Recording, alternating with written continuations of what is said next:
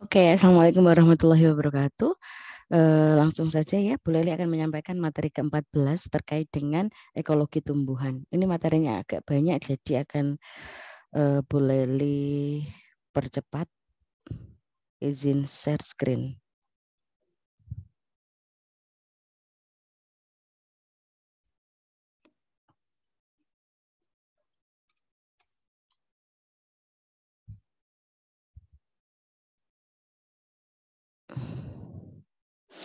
Ekologi tanaman. Apa yang dipelajari dalam materi kali ini? Yang akan dipelajari adalah semua aspek terkait dari sifat tanaman, mulai dari struktur selnya, kemudian sistem tanamnya, kemudian juga terkait dengan sifat tumbuh tanamannya.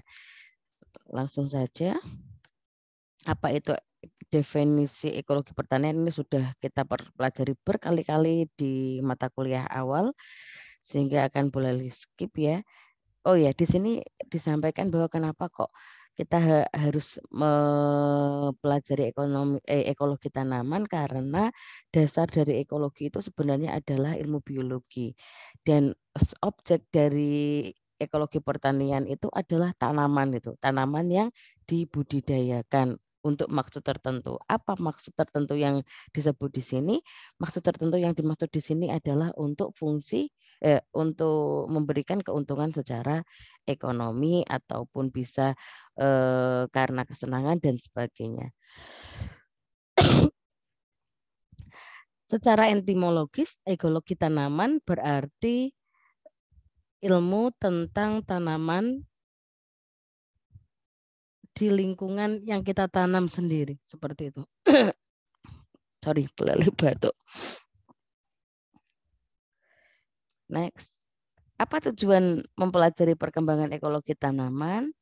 Ini alasannya yang pertama adalah agar mengetahui lingkungan tumbuh tanaman yang sesuai dengan spesifikasi tanaman. Jadi kalau kita tahu karakteristik tanaman, maka kita akan tahu cara tumbuhnya itu seperti apa. Gitu.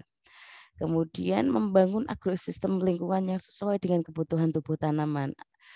Berarti dengan tahu karakteristik tanaman yang akan kita tanam, kita bisa menyesuaikan tempat untuk kita menanam itu harus seperti apa. Jadi misalnya kondisi airnya disesuaikan, terus kebutuhan akan sinar matahari juga disesuaikan, kan misalnya ada jenis tanaman yang tidak tahan dengan intensitas cahaya matahari yang tinggi, ada tanaman yang ternyata dia senang gitu yang agak teduh kayak gitu. Mampu mengatasi berbagai permasalahan lingkungan, tentu karena kalau kita paham dengan ekologi tanaman, kita juga bisa tahu itu manfaatnya. Ternyata tanaman ini bisa mengakumulasi logam berat misalnya kayak gitu, atau tanaman ini itu sifatnya adalah bioakumulan, bisa dipakai untuk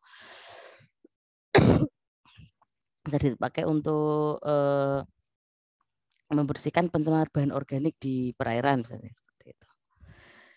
Mengetahui bahwa lingkungan akan mempengaruhi jenis tanaman, tentu ya, karena lingkungan itu faktornya banyak sekali, mulai dari abiotik, tanah, air, udara, suhu, kelembapan dan sebagainya, sampai ke biotik, misalnya mikroorganisme, terus mikrofauna tanah yang mendukung kesuburan tanah, kemudian herbivore yang menjadi ancaman untuk tanaman dan sebagainya. Yang terakhir adalah menekan penggunaan pupuk kimia. Jadi setelah kita paham karakteristik tanaman, apa iya gitu, kita harus sebegitu tergantungnya dengan pupuk-pupuk kimia.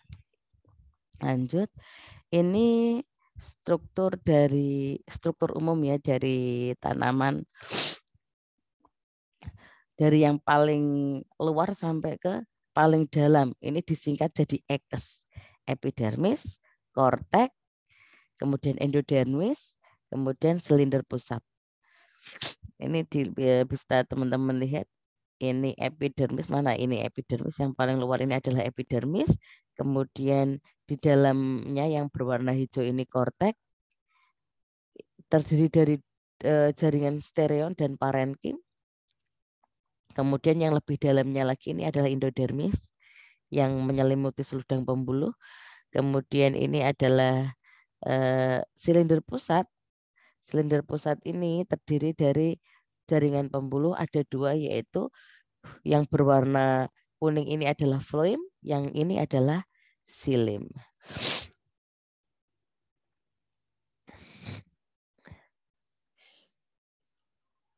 Secara umum jaringan tumbuhan itu dibagi menjadi 2, ada jaringan meristem dan jaringan dewasa. Kalau jaringan meristem itu jaringan yang masih aktif membelah, kalau jaringan dewasa itu sudah tetap bentuknya gitu.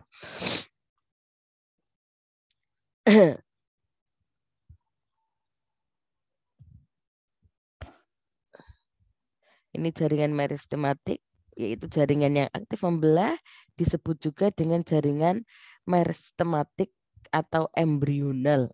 Dia selalu aktif membelah, biasanya terletak di ujung-ujung ya.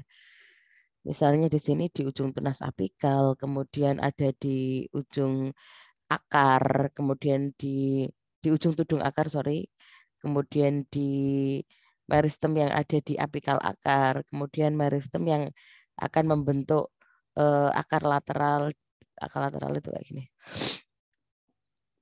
Nah, ini lokasi dari jaringan meristem. Ini satu lagi di area sekitar kambium juga terdapat meristem lateral. Terdapat pada ujung akar, ujung batang, dan kambium ikatan pembuluh, ya kan tadi ujung batang, ujung akar, dan terdapat di kambium ikatan pembuluh. Tumbuhnya secara horizontal dan vertikal, bisa ke samping ataupun bisa ke bawah maupun ke atas. Kalau horizontal kan berarti ke samping. Kalau ke vertikal itu bisa ke atas ataupun ke bawah.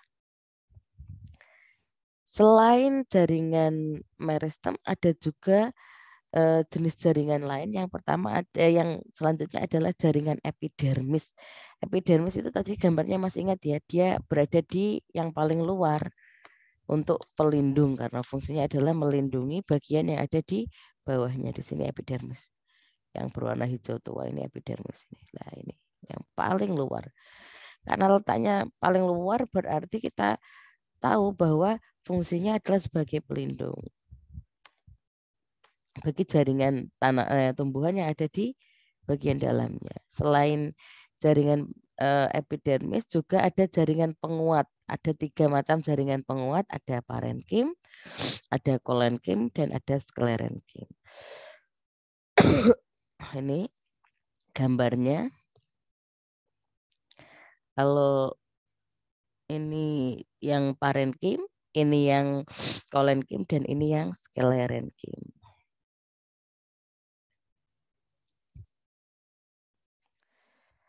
Nggak usah nggak perlu terlalu mendalam. Kemudian ini jaringan pengangkut, ini yang lumayan penting ya untuk kalian. Ada 2 jenis jaringan pengangkut, jaringan xilem dan jaringan floem. Cuman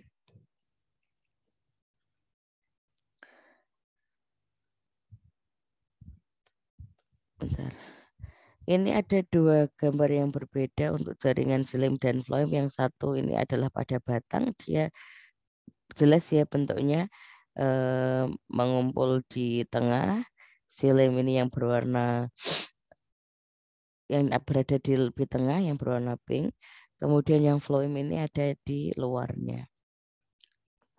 Kalau di akar bentuknya seperti ini. Floemnya yang hitam, xilem-nya yang pink yang bentuknya kayak bintang.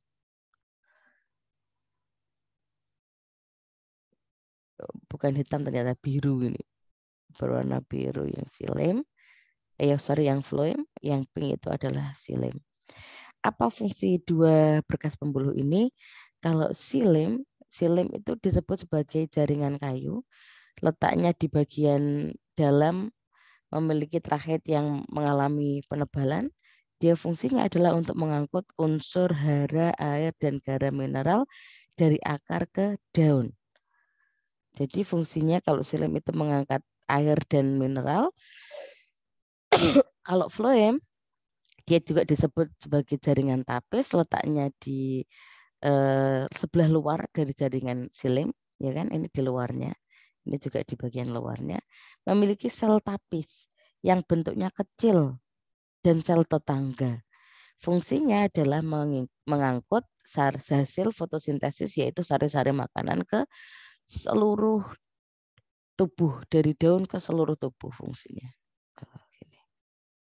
Dari daun ke seluruh tubuh. Ya, ini fungsi floem. Kalau ini disebut jaringan pembuluh kayu, ini disebut pembuluh tapis, jaringan tapis.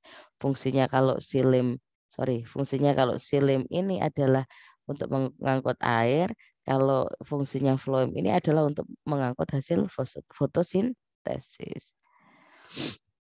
Next. Ini jaringan gabus atau periderm. Jaringan gabus ini merupakan sel yang menggantikan epidermis yang telah mati. Dia mengandung zat suberin atau zat gabus yang fungsinya adalah sebagai pelindung dari jalur transportasi air. Berarti kaitannya adalah dengan pembuluh silim.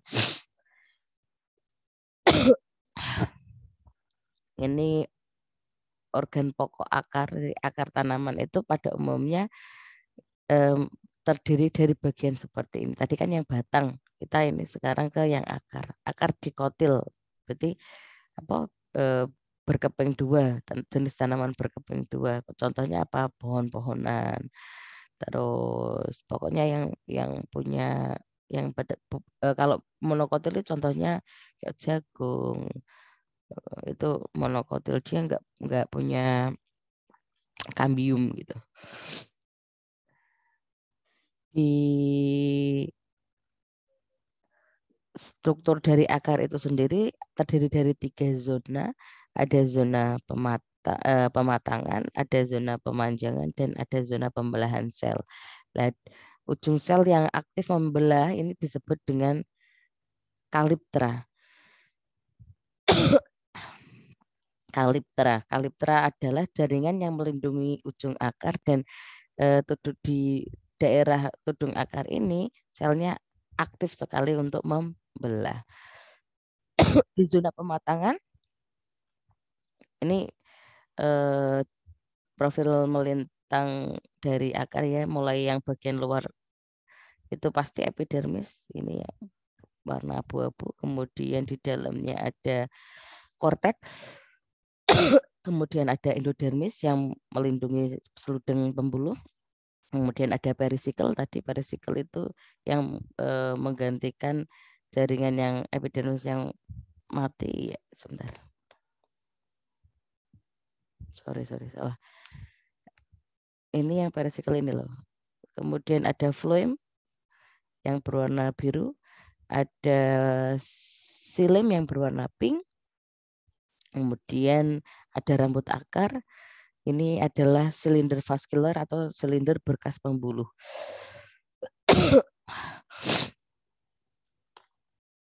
Nah, daerah pertumbuhan akar ada yang pertama namanya kaliptra, ini tadi kaliptra, jaringan yang melindungi ujung akar.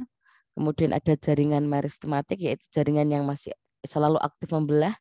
Kemudian pertumbuhan dan perkembangan, ini pertumbuhan dan perkembangan, yaitu daerah terjadinya pertumbuhan jumlah sel akibat aktivitas daerah meristematik. Ada juga diferensiasi, yaitu daerah perubahan sel baik bentuk ataupun fungsi atau modifikasi sel. Itu jenis daerah pertumbuhan akar.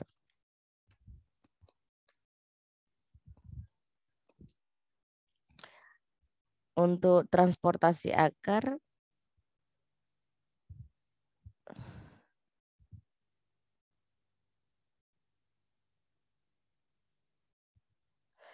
ini adalah bagaimana proses transportasi ekstravaskuler, yaitu ada 2 jenis ya di dalam transportasi akar itu, ada ekstravaskuler dan ada intravaskuler. Kalau ekstravaskuler itu tidak melalui berkas pengangkut atau jaringan pengangkut, tidak melalui silim dan floem. Ini bisa dilihat diawali dari epidermis masuk, kemudian masuk ke korteks, masuk ke endodermis, masuk ke perisikkel, kemudian akan dibawa oleh silem. Silem berarti di sini apa? Proses apa? Pengangkutan air. Ya.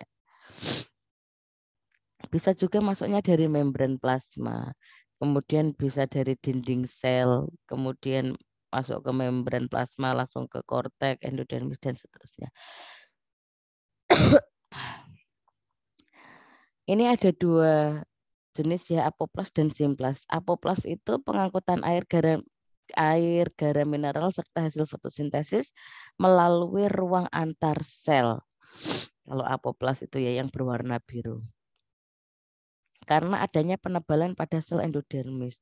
Kalau simplas dia mengangkut air garam mineral dan hasil fotosintesis melalui sel. Jadi jalur masuknya ke sini. Ini simplas. Kalau yang warna peach simplas ya. Dari epidermis, kemudian korteks, endodermis, perisikkel, dan apoplas dia lebih ke dari sela-selanya inilah, sela-selanya melewati apa ruang antar sel,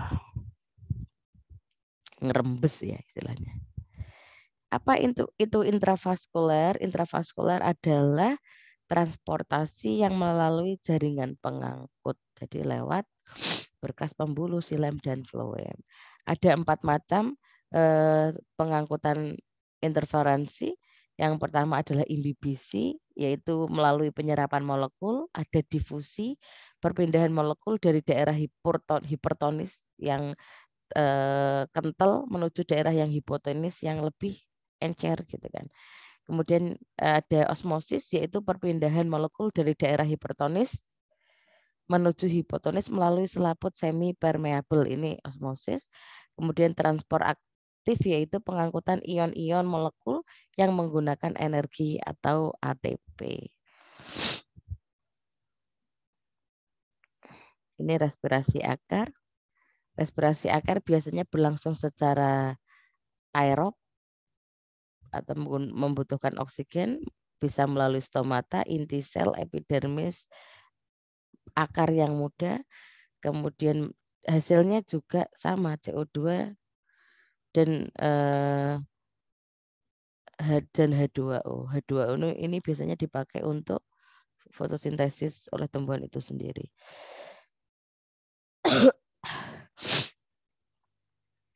Ini bintil akar ya kayaknya.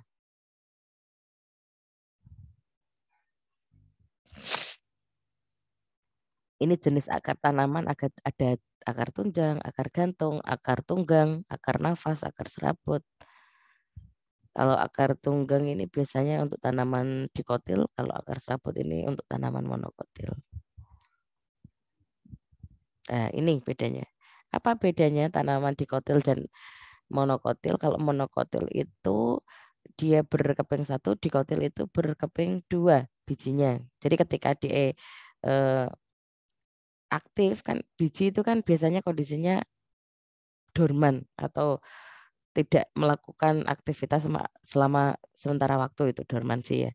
Terus ketika dia diaktifkan, misalnya kalau biji kacang hijau itu direndam gitu, maka yang terjadi ini, kalau dikotil itu dia akan muncul 2 keping gitu. Kalau yang akar monokotil itu tetap 1 keping. Ini contohnya ya. Untuk tanaman dikotil, jadi silem dan floemnya itu ada pembatasnya yang jelas, ada seludang pembuluh bulu angkutnya jelas, ada istilah apa ya? Dia mengumpul di tengah seperti ini. Nah, posisinya silem dan floem itu juga jelas. Kalau di monokotil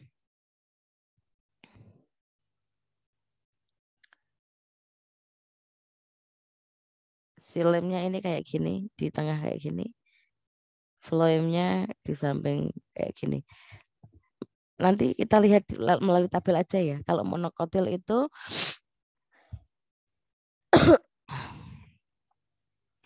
sistem perakarannya serabut. Kalau dikotil itu sistem perakarannya adalah tunggang, seperti yang boleh dikatakan sebelumnya kan ada akar serabut, itu punyanya monokotil. Yang dikotil itu adalah tunggang. Anatominya batas ujung akar dan kaliptra jelas kalau monokotil. Kalau dikotil batas ujung akar dan kalipranya tidak jelas. Berkas pembuluhnya ini selang-seling, jadi selang-seling ya. Xilem, phloem,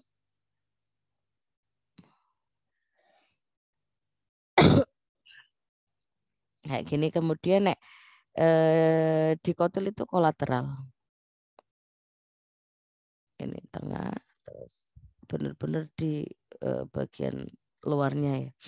Kemudian empulur, empulur itu monokotil dia punya, kalau dikotil itu dia nggak punya.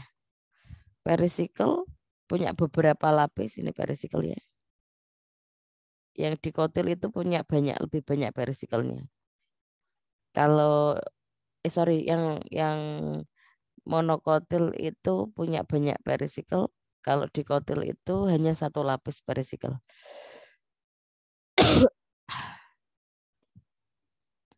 Ini batangnya.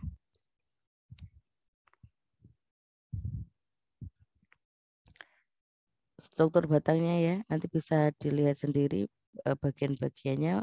Fungsi batang itu apa saja sih? Tempat untuk lintasan makanan dan air, untuk menyokong tumbuhan, menyimpan hasil fotosintesis, membentuk tubuh tumbuhan seperti daun, tunas, bunga. Kemudian ada juga yang berfungsi sebagai alat reproduksi vegetatif yang biasanya pakai stek batang. Itu berarti batang berfungsi untuk alat reproduksi vegetatif. Kemudian untuk memberikan bentuk tubuh tumbuhan. Strukturnya seperti ini.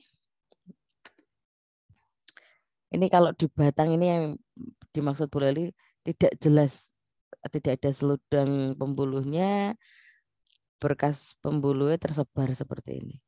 Kalau dikotil batangnya masih sesuai urutannya, masih ada seludangnya, kemudian posisi silem dan floemnya juga jelas.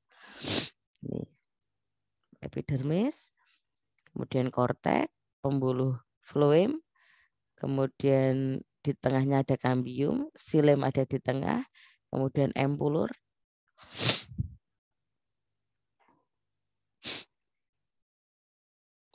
Ini berkas pembuluh, ini epidermis, ini meristem dasar. Jadi berkas pembuluhnya kecil-kecil tersebar.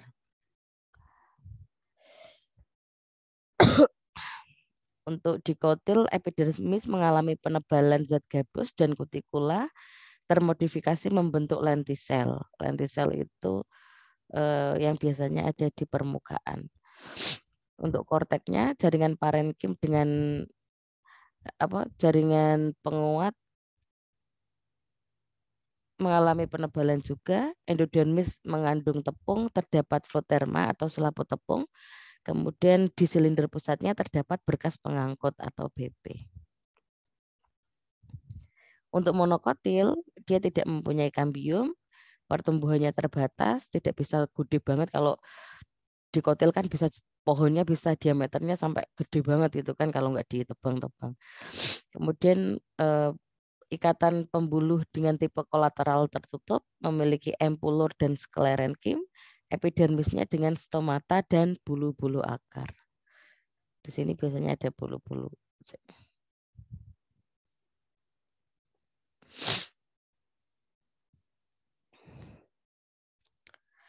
Di cabang, perbedaan antara batang monokotil dan dikotil, cabang tidak ada, monokotil tidak punya cabang, dikotil ada.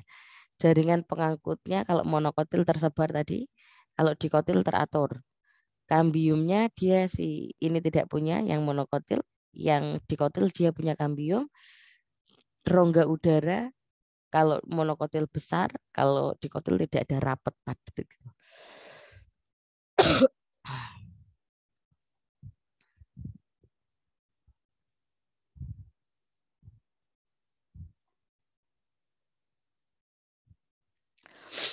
Ini macam percabangan ada simpodial, ada monopodial.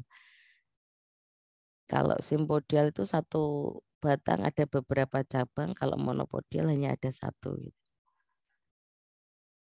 strukturnya sama, bunga, ada seed kapsul atau untuk bijinya, kemudian daun baru atau daun, kemudian akar, ini rhizome, ini main stem, batang utama, ini paku-pakuan, simpodial, monopodial, dan dikotom. Contoh yang dikotom itu tumbuhan paku-pakuan.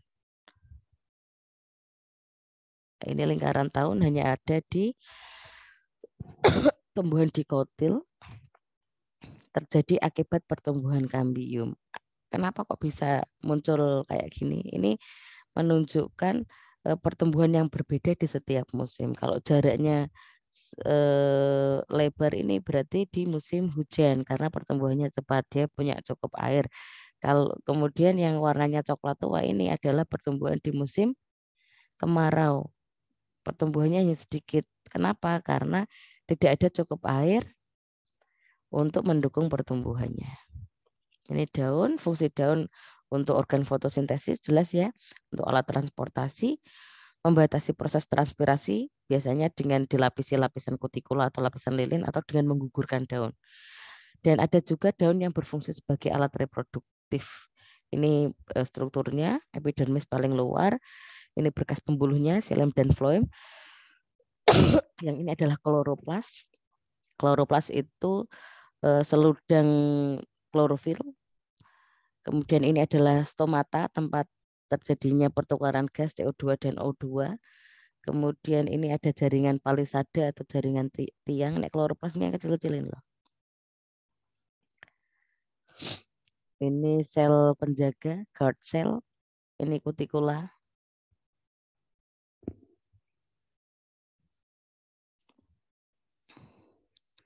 Sudah boleh dijelaskan tadi ya, epidermis yang paling luar fungsinya selalu untuk menjadi pelindung. Kemudian stomata letaknya juga di epidermis. Kortek itu bagian yang lebih dalam di mesofil atau daging daunnya, terdiri dari jaringan parenkim dan jaringan tiang atau jaringan palisade. Kemudian ada yang silinder pusat ini. Silinder pusat ini letaknya untuk berkas pembuluh, floem dan xilem. Apa yang menyebabkan larutan garam mineral bisa naik di bagian daun? Jadi kan air dan mineral itu kan letaknya di bawah di tanah. Lah kenapa kok bisa naik? Yang pertama ini penyebabnya adalah tekanan air. Jadi air itu punya tekanan sendiri gitu. Daya kapilaritas yang dimiliki oleh akar tanaman. Kemudian daun juga ternyata punya daya isap dan pengaruh sel-sel hidup yang lain. Ini yang menyebabkan. Proses pengeluaran larutan dari daun ada yang namanya gutasi, yaitu menetesnya air dari pucuk-pucuk daun. Di sini dari tulang-tulang daunnya itu keluar air, ini gutasi. Transpirasi, penguapan terjadinya dari seluruh permukaan dan ada juga pendarahan. Ini hanya di jenis tertentu ya, yang pendarahan. Apa yang mempengaruhi transpirasi? Ada faktor dari dalam dan juga ada faktor dari luar. Kalau faktor dari dalam bisa ukuran daun, tebal daun, jumlah stomatanya, ada tidaknya lapisan kutikula, dan banyak sedikitnya trikoma atau bulu-bulu yang nempel di daun. Kemudian faktor luarnya adalah suhu, jelas semakin tinggi suhunya semakin panas, maka penguapan akan terjadi lebih besar, kelembapan relatifnya, tekanan atmosfer, pergerakan air, cahaya, dan juga angin. Ini organ bunga, organ tambahan. Ini bunga sepatu ya. Di sini adalah putik, ini adalah tangkai putik, ini adalah dasarnya putik, ini benang sari, ini kelopak. Ini mahkota, ini kelopak, ini tangkai bunga, dan yang ini adalah bakal biji. Yang kecil-kecil, yang ini dasar putiknya yang benar. Apa itu bunga? Biasanya bunga ini adalah organ reproduksi. Kapan terjadi reproduksi? Jika benang sari ini tertiup angin atau terbawa oleh serangga, kemudian nempel di kepala putik. Nah, proses ini akan menyebabkan terjadinya proses penyerbukan yang menghasilkan biji.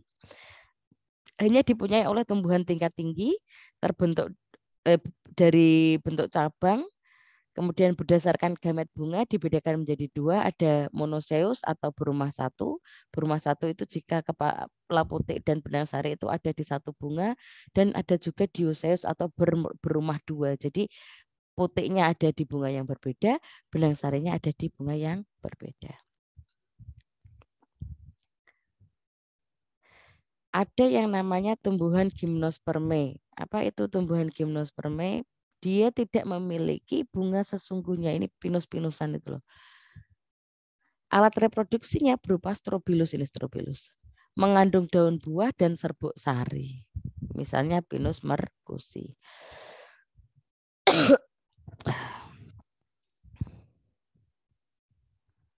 Ini bunga tunggal, ini bunga majemuk. Ini jadi kalau dalam satu tangkai itu ada satu bunga, itu namanya bunga tunggal. Kalau bunga majemuk satu tangkai ada beberapa bunga. Kalau yang ini bunganya tandan. Macamnya bunga majemuk itu macam-macam. Ada yang bunga tongkol kayak gini. Bentuknya kayak jagung memanjang gitu ya. Bunga cawan, bunga tandan, sama bunga bongki. Ini adalah contoh tumbuhan Angiospermae.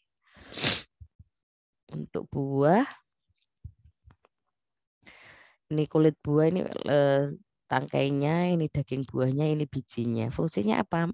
Ini loh, menyimpan cadangan makanan dan membantu pementaran tumbuhan. Jadi biji ini untuk selain dua ini sebenarnya untuk organ reproduksi juga ya. Karena biasanya di dalam buah ini terdapat biji gitu. Nah, kenapa kok Tuhan menciptakan kayak gini? Nah, karena kan nggak mungkin buah itu biar tumbuh apa ya, generasi berikutnya harus di situ terus kan enggak. Jadi kalau ada buahnya maka kan ada kemungkinan hewan yang memakan buah ini akan membawa biji ini jauh gitu. Kemudian membantu untuk menyebarkan jenis tanaman tersebut. Ini macam-macam buah agregat, contohnya murbi, ya kan, majemuk. Ini contohnya nangka. Buah tunggal, contohnya alpukat. Ini buah sejati dan ini buah sejati.